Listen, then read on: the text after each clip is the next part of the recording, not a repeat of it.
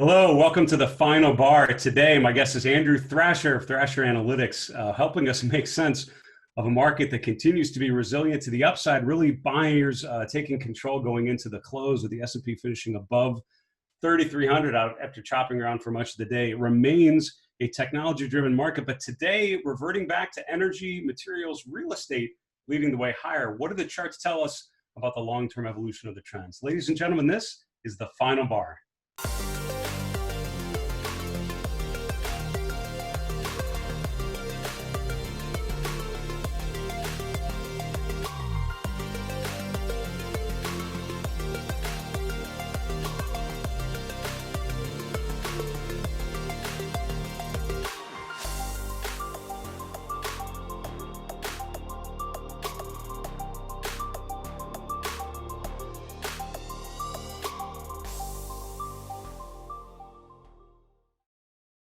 Hello, everyone. Welcome to the final bar. I'm your host, Dave Keller. I'm the Chief Market Strategist here at StockCharts.com in Redmond, Washington. Thanks for joining us every weekday after the close for our show. Appreciate you being along with us for this journey of navigating a resilient, unrelenting, relentless uptrend in U.S. equities and how that relates to other asset classes.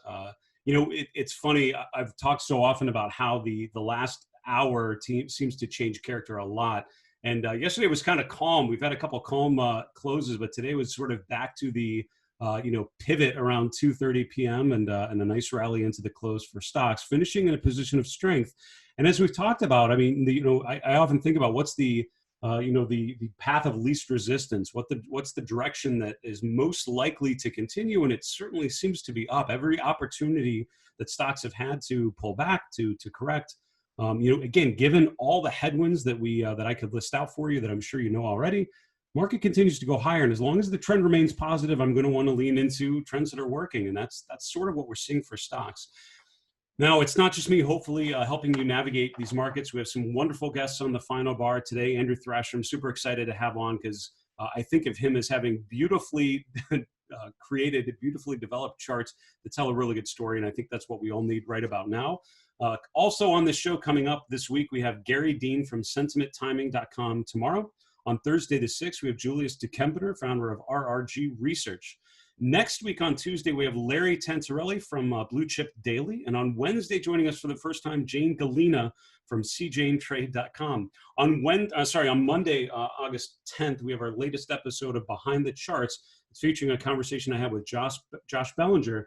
Josh is from the Chicago area, and he started his career as a runner on the floor of the Chicago exchanges. And I, early in my career, was fortunate enough to spend time on the floor of the CME and the SIBO. And in our conversation, we had a lot of fun just talking about the feeling of the pits, the supply and demand, the fear and greed that you could just sense viscerally from being in the pits on an active day. So it was a really cool conversation you're going to want to check out. Let's get to our market recap. As I mentioned, the market really accelerated, and I'm starting to question the sanity of preparing for the show before around 3:30 p.m. Eastern, because that's when things really start to move. And any charts I had a prayer of wanting to show sort of evolve very quickly. But that is the nature of where we're at. And the S&P finished strong above 3306 today, up 1/3%. It's not a huge upswing, but I think the story was just the acceleration at the end of the day.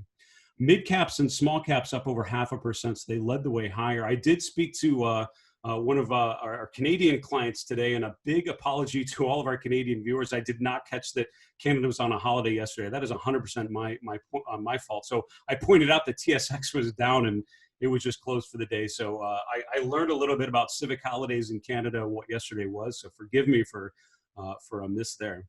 NASDAQ 100 up about the same as the S&P, just over 1/3%.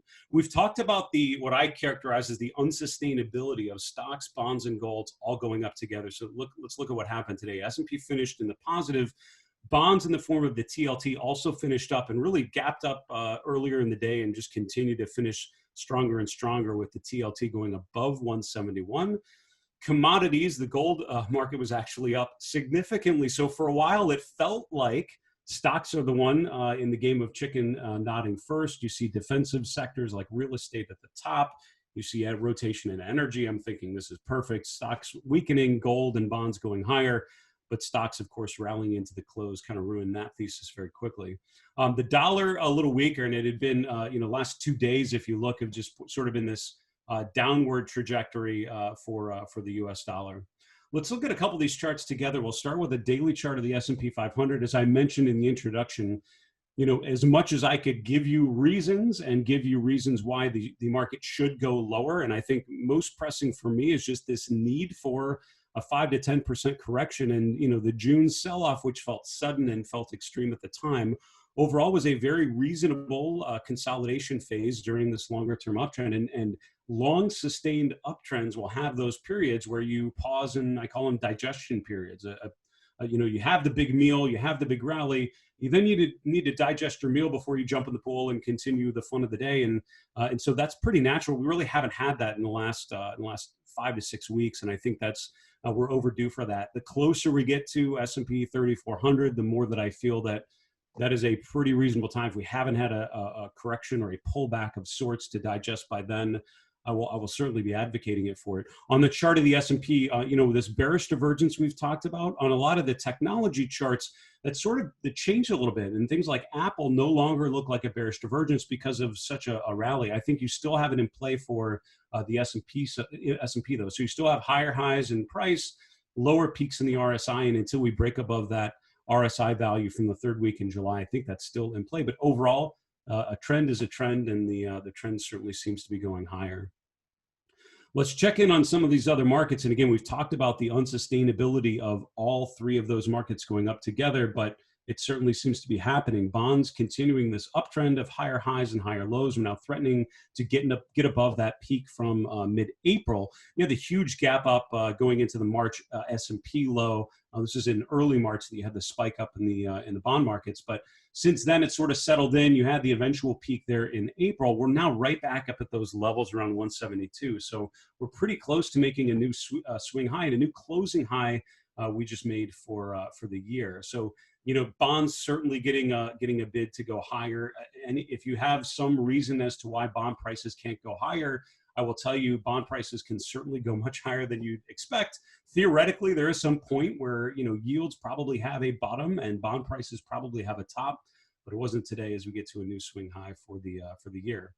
Looking at the gold markets, we've also talked about this long-term uptrend in gold, and regardless of what we've talked about with stocks in terms of long-term appreciation and potential for upside, I've talked about gold for a while, and I stand by that as a strong long-term chart that's continued to play out. And you can see the GLD was up fairly significantly, over 2% today, finishing almost to 190. So the GLD at a new long-term high, extremely overbought as we've seen.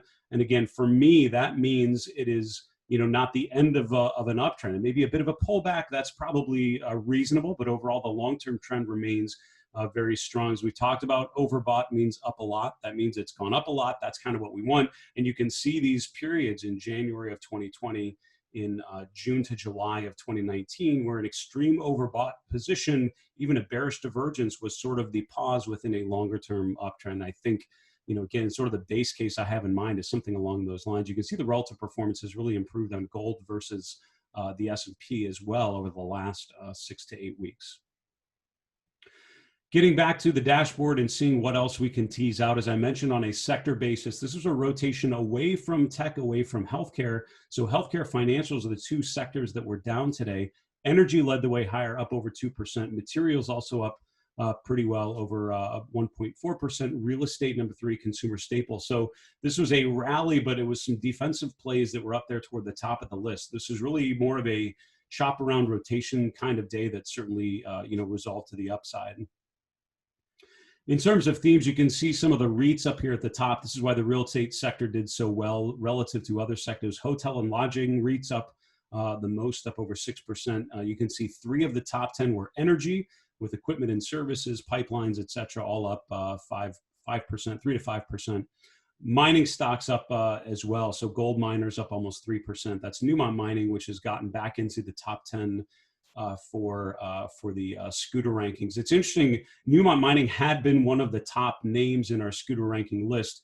It came off here during that, right around that June peak. This is when other things sort of rallied and it started to underperform a little bit, but look at how it's made this little cup and handle sort of pattern. It's now broken to a new closing high, a new 52-week high, breaking above the peak from May. So Newmont Mining, once again, in a position of strength. I think other gold stocks, if you look at the HUI and other GDX, other names in there, I think it would be an important time if you're not already looking at gold and gold stocks, gold-related ETFs. I'd certainly be considering those for potential upside.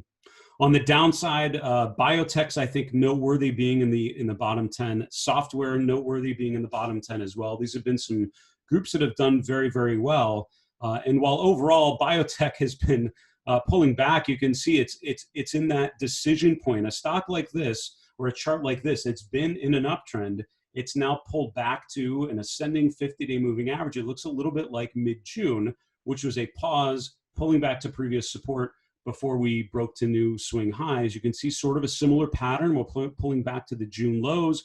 We didn't really follow through on any breakdown. We've traded down to the 50-day moving average. So one of two things happens in this sort of chart. Number one, a similar experience to what we saw in June, a pullback to a reasonable low. We begin the next leg higher. The RSI remains above 40. That sort of bull market configuration, or things start to break. We break down through the 50-day, we break down through support, the RSI breaks down through 40. If that combination of things happen, and you will hear me on the show talk about being a little concerned about biotech, also the relative strength, because it's been pulling back as other things have been rallying. So potential to make a new 4-month relative low, which is worth keeping an eye on for sure. We need to take a quick commercial break. We'll be back with my guest, Andrew Thrasher. We'll see you in a minute.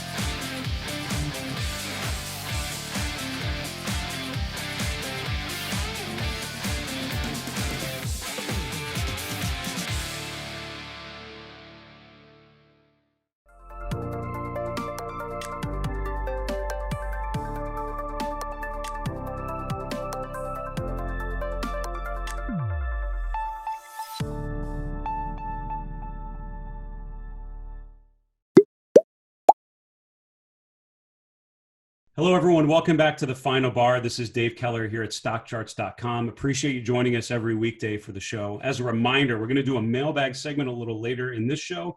You can get your questions to us one of two ways. Shoot us an email, thefinalbar@StockCharts.com, or just tag us in a comment on Twitter @FinalBarSCTV. And anywhere you see our content on YouTube or elsewhere, just put a comment in there. We read everything you send. And again, we love to help you navigate these markets as much as we can answer questions about market dynamics, about decision-making, about the charts, technical indicators, specific tickers, whatever it is.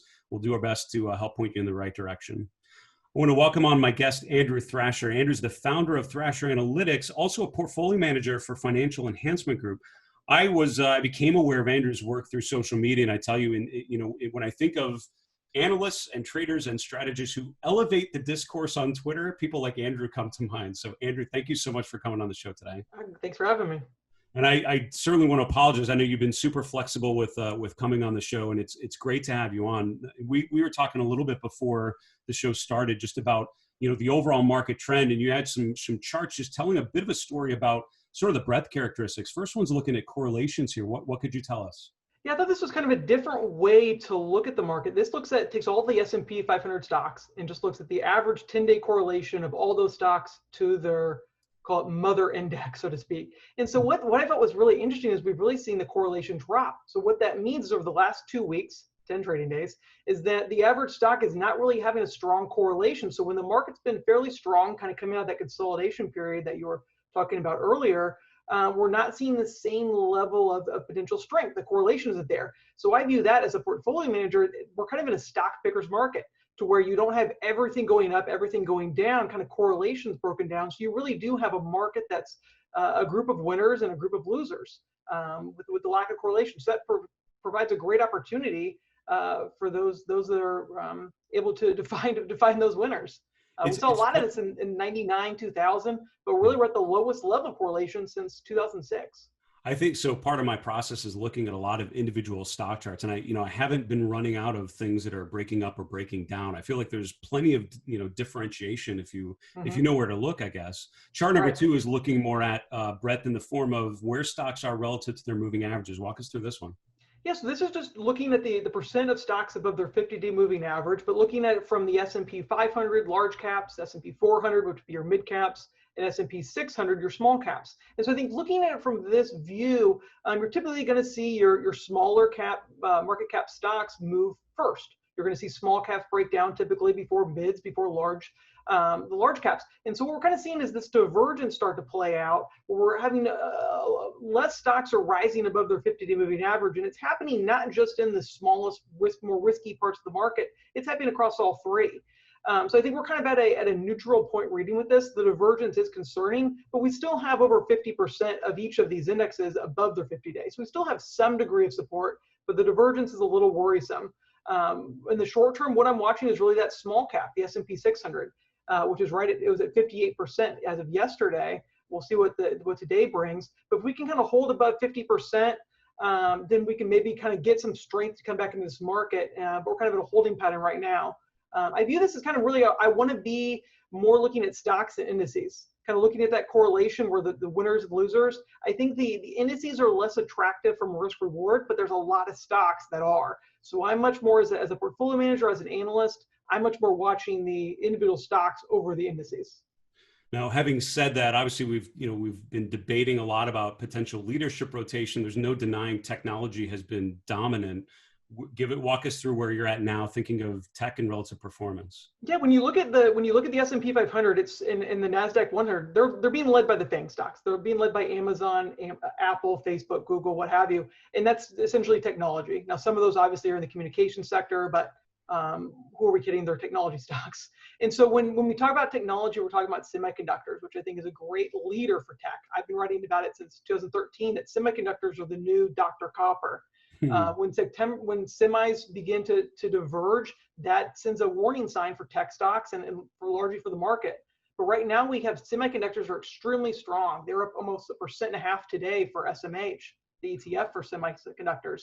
So I think as long as you see strength in semis and you continue to see tech lead, even if we are seeing maybe a little bit narrowing of breadth, then I think that can still, the market's respected that enough to keep the broad indices moving higher. We haven't really needed any type of rotation. So from a market leadership perspective, I'm watching tech, and under that, I'm watching the semiconductors.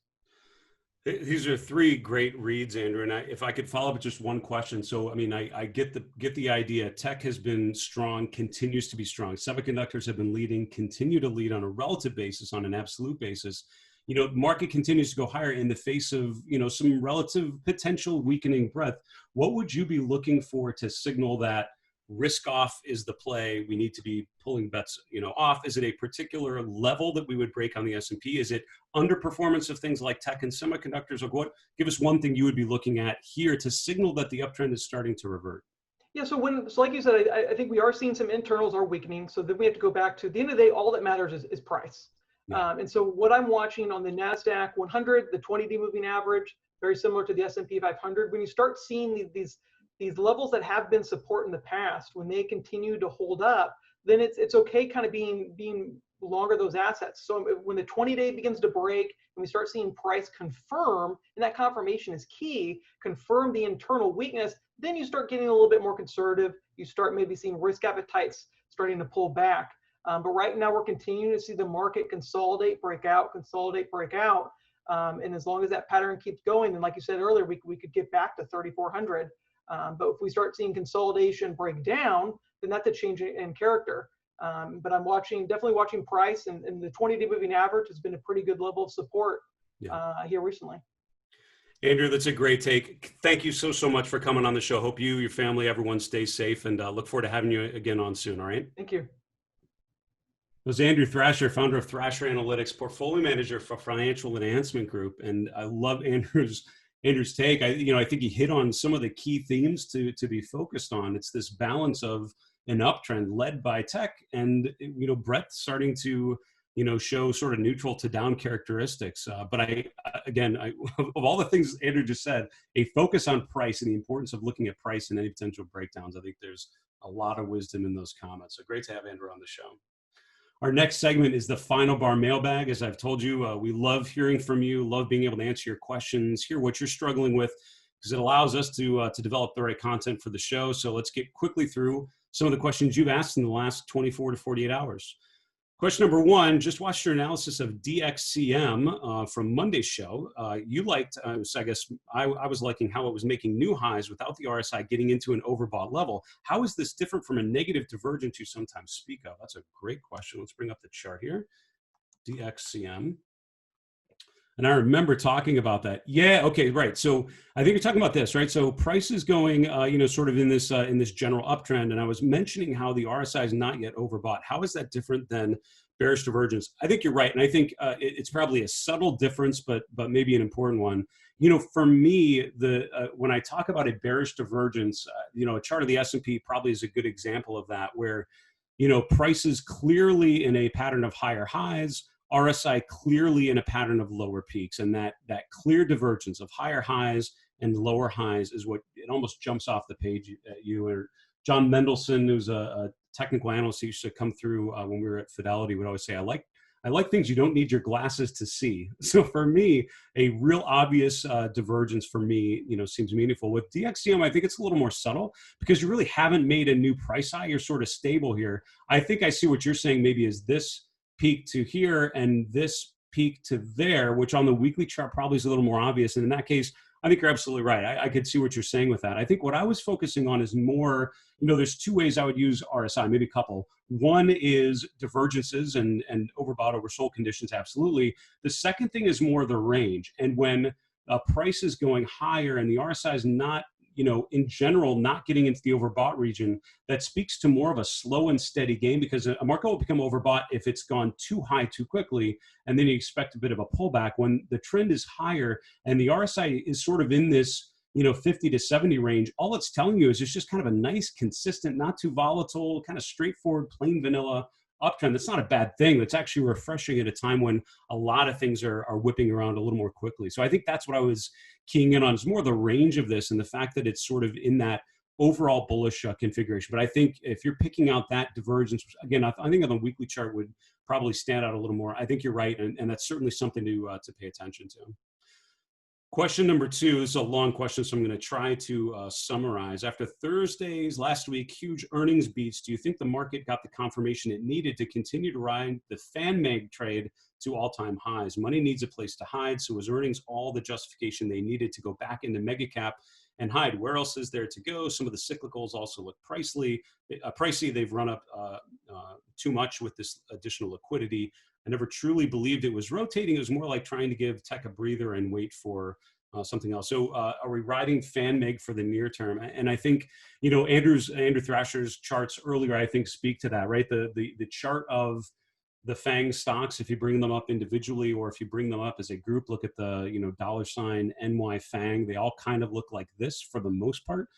They continue to outperform. They continue to be strong. And again, it's really tough for this trade, I think, to come off, because if you're an institutional money manager, let's imagine you run a huge fund and you do feel like the market's starting to come down, you think it's overdue for a sell-off, where would you go defensively? I would argue some of these charts are probably the better places to go, because they're big benchmark names. They've done well. They've done well through bull and bear cycles. So they've demonstrated that they've been leadership. So I think, for me, that certainly speaks to the resilience of this trade. I don't see it stopping. Again, I will admit that is no longer the case when the trends change. They haven't yet. And this part here, it's sort of in mid-July. It felt like that might be happening, sort of that June to July period where you saw the FANG trade start to roll over a little bit, but it's now resolved to the upside. And again, I continue to see that as a long-term story. I don't think is over yet.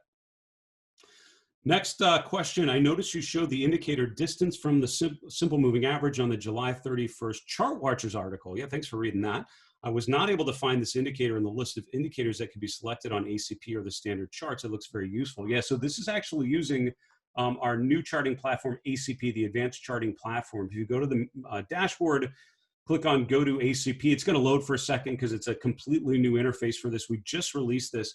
And there's an indicator that I showed you here called distance from simple moving average. This is actually, I think, the chart of Amazon I used in the article. And if you missed it, Chart Watchers is our weekly newsletter. Go to the Chart Watchers page on StockCharts.com. You can sign up for it via email. But this indicator is actually part of our StockCharts Advanced Indicator Pack. So down in the lower right corner, there's this little plug. This is where all our plugins are hidden. And here you'll see StockCharts Advanced Indicator Pack. Click on Get the Plugin. It's free. It'll put it on there. And distance from moving averages, which you can customize. A bunch of other things are in that plugin. You'll also see Arthur Hills, Dave Landry, Sean Downey all have plugins that are on the platform. I encourage you to check them out, but it's a really handy indicator.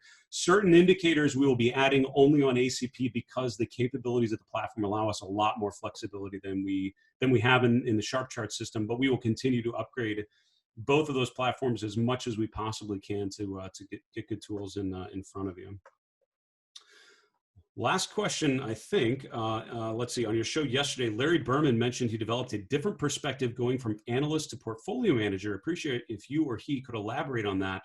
Good question. You asked some other things about just institutional, money management, and I, can't elaborate too much on it here, but I would say this, yeah, that's a common thing. If you are a sell-side analyst, if your job is to give research to money managers, your goal is, essentially to tell a very good story, to paint a narrative using visualizations, using data, using charts, using those to actually make financial decisions, figure out how you're going to place your bets, how you're going to, deal with turnover and bet sizing and portfolio construction and factor weights and all those things that money managers have to deal with. It is a completely set of tools. And to be honest with you, some of the best analysts are not the best portfolio managers, and some of the best portfolio managers are not great analysts. And I certainly learned that from my time at Fidelity. So yeah, it's just your goal is different. The way you're measured is different. And some people do better with different measurements, but it's a different skill set. It's interesting. Andrew Thrasher today is sort of wears both hats right now too,